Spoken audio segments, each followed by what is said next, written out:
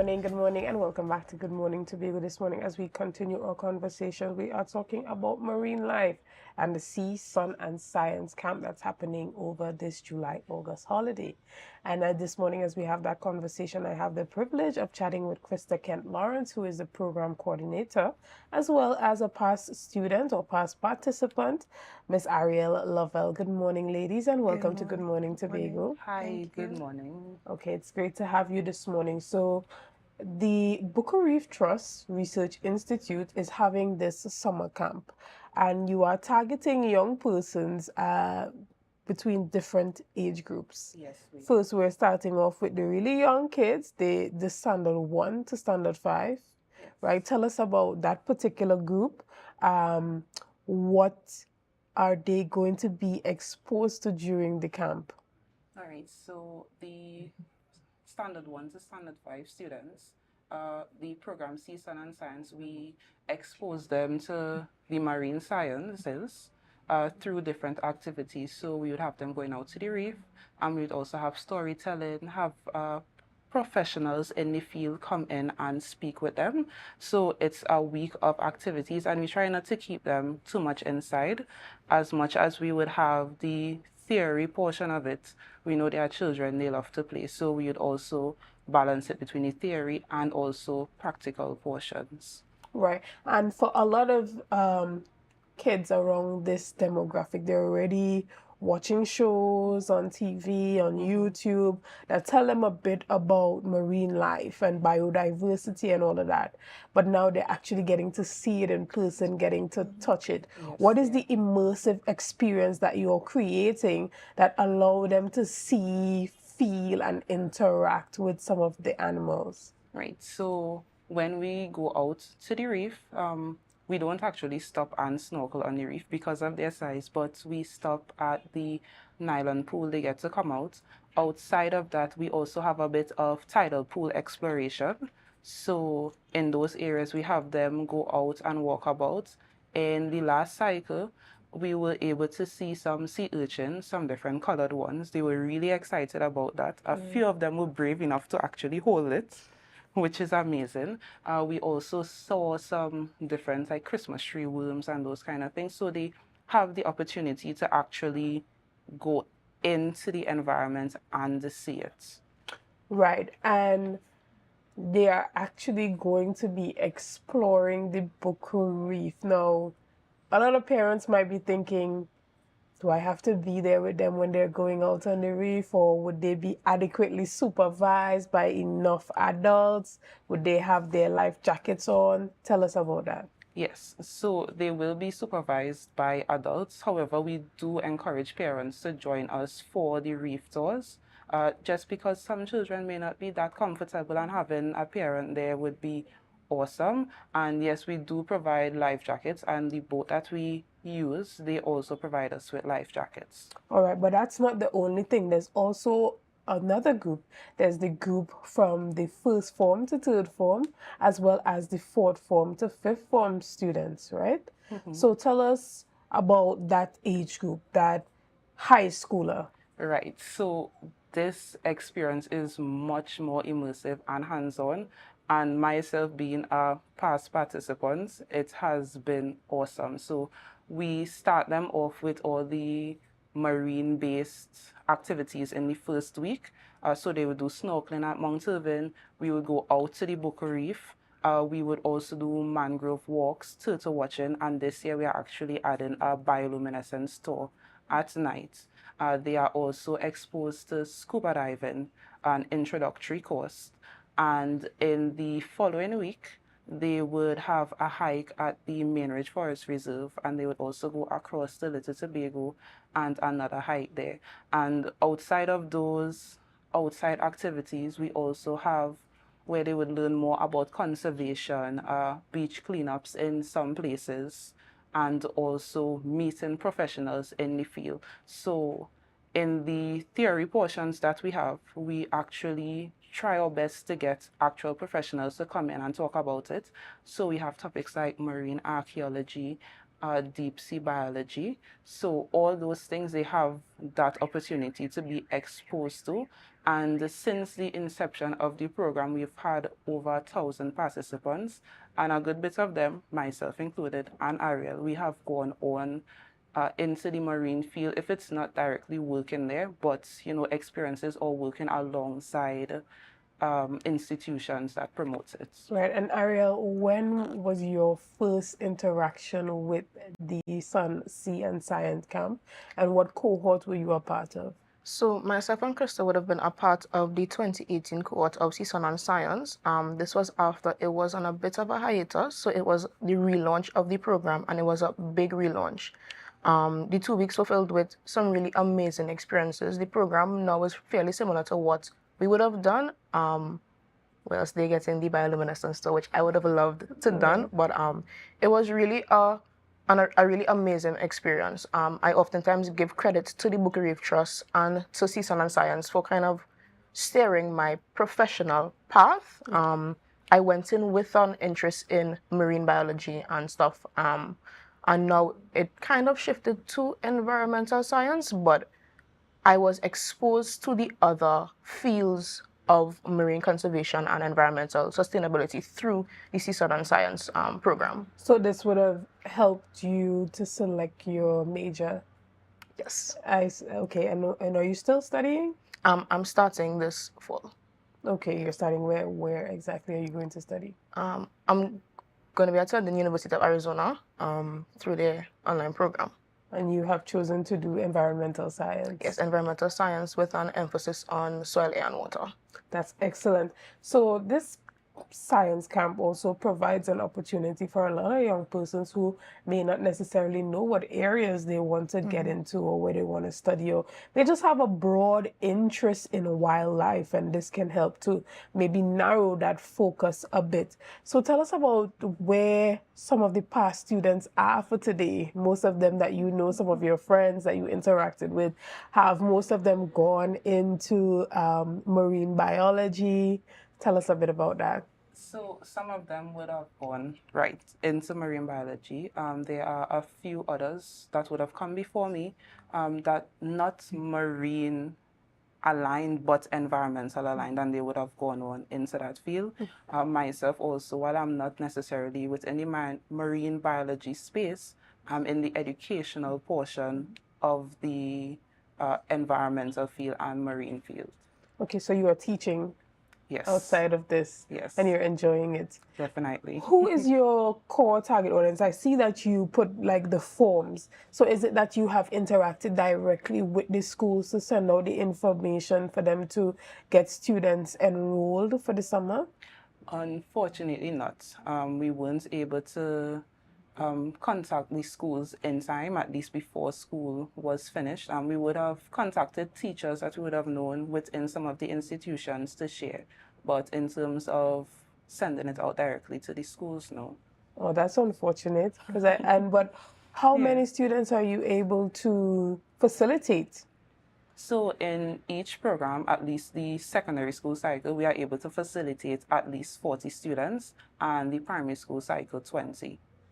Okay, so it's a bit small and very targeted. What sorts of students have you seen mostly be interested in the program? And what type of students do you think should be more interested in the program? We have had a wide variety. We have had students that came in like as you mentioned before, not really knowing what they wanted to do. Some of them only come in because the parents sent them. And by the end of the program, they actually had a genuine interest in the marine field and wanted to learn more. One of the participants that we had last year, they were not necessarily looking that much into the marine field, but this year they're actually volunteering with us for this upcoming cycle. Are you looking for volunteers? At the moment, no. We have reached capacity for that, but the trust is always generally looking for volunteers. So if there's an interest, the persons can always call or message to get more information. And the price to register is $800. It doesn't matter which cohort, whether it's the standard 1 to Standard 5, whether it's Form 1 to 3 or 4 to 5. And this is a great opportunity for you to get the kids out and about and get them away from the computer, away from the tablet, away from the phone and the TV, and get them out there actively interested, in something new. Ariel, tell us about who you think should be more interested. You've seen the type of persons that come usually, as she indicated, maybe it's persons who came because their parents brought them. But are there any young persons within different communities that you think should be more interested in coming to the program? I believe that it's an opportunity for everyone to get a different experience. I mean, we always have art camps and mathematics camps and music camps, but we don't have, this is the only camp that is geared towards marine science and educating young people on the environment. And when we look at the world today, it's important to educate our kids or young people as young as possible about the marine environment, the marine space, the environment on a whole, because look at what happened with Hurricane Beryl. That's in direct relation to environmental issues that happened in the past. So I think it's a program that is geared towards anyone. If you don't have an interest in marine science, that's okay. It's fun, it's immersive, it's entertaining. We have some very fun memories in the program. Even if you don't want to go on into a professional career in the environmental space, that's fine. You will have memories that will last a lifetime, I believe. And friends, I'm guessing, as well. Right, because I'm guessing you guys are still friends even after the program, and that is great. So is there anything you want to tell persons to encourage them to be a part of the registration, and how many spots do you still have available? We do have a few spots available. The first cycle, which will be the first to third form, is starting on this Monday coming, but registration is still open. And in terms of encouraging persons, it's somewhat of a once-in-a-lifetime opportunity, in the sense that you have the time now. Don't put it off till maybe next year or some other time. And the opportunity is here to learn more. And we are seeing the changes that are happening in the environment. And I think it's a personal responsibility, in a sense, to learn as much as you can about the environment, how to conserve, and then go about and share with others. And it's only by actually having that information and that education we'll be able to make a change, especially for the young people. The youths are the future. And having that information, that foundation, is essential. And this type of activity also helps to contribute to creating a well-rounded individual who has experiences outside of the ordinary and who have interacted with different elements of our society and environment. So you want to make a well-rounded young person, send the kids out to the camp and let them be a part of it. Let them see something that they don't usually see every day. Help them to meet other students from other schools and, build their network. Even at that young age, it is extremely important. Now, there is the career guidance aspect of it. Tell us a bit about that. So on the last Friday of the camp, we have some of the facilitators that would have come in previously, and we have little one-on-one sessions with the facilitators. We usually have tables set up, and the different people that we have come in, and we rotate the students, and they are able to sit and talk one-on-one with them, get more information if they are interested in this particular career, ask the necessary questions they need, and, as it said, guidance on how to get there. Right, and if you want to register your kids, you can contact the Buckle Reef Trust at bucklereeftrust@gmail.com, as well as calling 302-6690.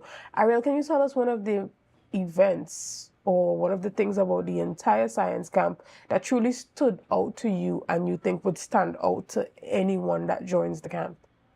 I think for me, one of the greatest experience that I've had was when we went to the turtle nesting site. We made an entire sleepover out of it by the trust. So we would have had a program during the day. Then at the night, we went to Turtle Beach. We would have looked around, we had the opportunity to see a leatherback turtle nesting. And if anyone has seen a leatherback turtle, it's truly a mesmerizing experience. The size of these creatures, seeing how they move, and when you learn more about turtles, it's just really cool to see it in person. And later on in the night, we went back to the trust. We had food. Everybody had a sleeping bag. We slept on the floor, the hard-wooden floor. But we really created bonds and created memories that would last a lifetime. I don't think there's anybody in the program that I would see for today and pass them straight. It was really an enjoyable period. That is great. And so tell us about the dates, lastly, that the different cohorts are starting. So the first to third form cycle would be from the 15th to the 26th of July. The primary school cycle would be from the 29th of July to the 2nd of August. And the 4th to 6th form cycle would be from the 5th of August to the 16th of August. Right, and tell persons about the registration process. So you can access the registration link via the Facebook or Instagram page, or you can WhatsApp or email the number and the link would be sent. Once that is done, you can always give us a call or look out for a call from us, and the registration fee would be paid, and then we go from there. All right, excellent. So guys, you heard it here. This is an opportunity for you to get the kids outside, active, involved, and learning this summer. I mean, get them off of the tablets, get them off from the screens, and get them out there sweating, learning, enjoying, networking, forming new bonds, new friendships, new memories that they last for a lifetime. So I want to thank you girls this morning for coming on and representing the Buku Reef Trust. You did an excellent job representing as well as encouraging young Tobagonians to be more active where sea, sun and science is concerned. Unfortunately, we have to wrap up this morning's discussions right here. As we come to the end of our program, we want to thank you guys for being with us this morning. Thank you for liking, sharing, and commenting, and thank you for all that you have been doing to make Tobago Updates the #1 broadcaster on the island of Tobago. And as we log out, we're going to leave you with these flyers so that you can contact the Buku Reef Trust and make sure that some young person that you know is a part of this Sun, Sea and Sand Camp this summer.